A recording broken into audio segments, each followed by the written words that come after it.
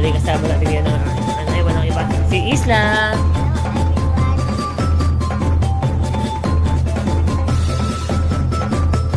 At ayan po, bali nagpe-prepare po tayo para sa Carnival ng Santo Niño 2026.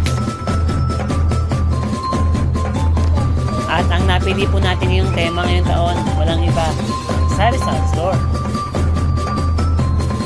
Bali nakatulong natin dyan ang aking pinsan, si EG. Siyempre, ang aking anak si Isla. Lalo na si Tala. At bali yan, inuumpisa na natin lagyan ng kung ano-ano ang Sari-Sari Store. Nakita nyo naman, meron tayong saging, meron tayong sibuyas, meron tayong bawang, at meron din tayong sitaw. At bali, nilagyan pa rin natin ng asalo ng coke yan, kaya bumigat.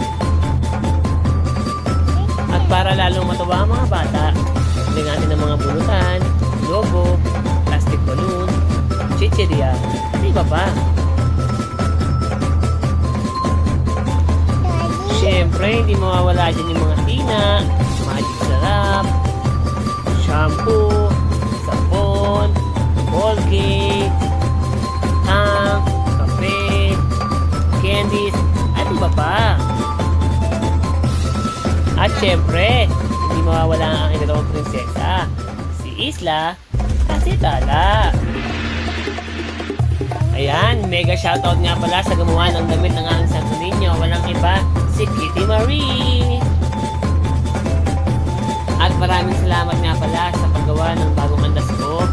Walang iba, si Sydney.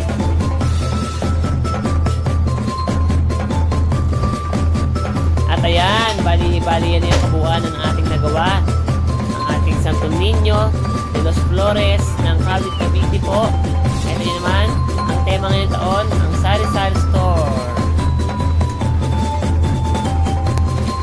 At ayan, shout out nga pala sa mga nagpapabate. Walang iba kundi si Russell Aquino, si Jeff Cruz, Crystal Maiden, Ravelo, at walang iba kundi si Superstar Medina. Salamat po sa inyong pagsuporta.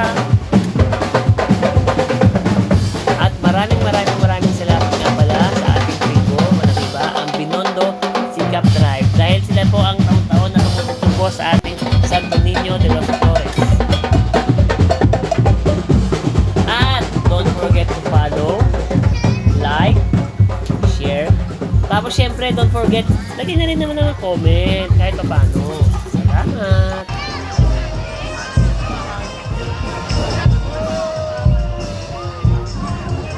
At kung umabot ka sa dulo ng video na to, maraming salamat sa iyo.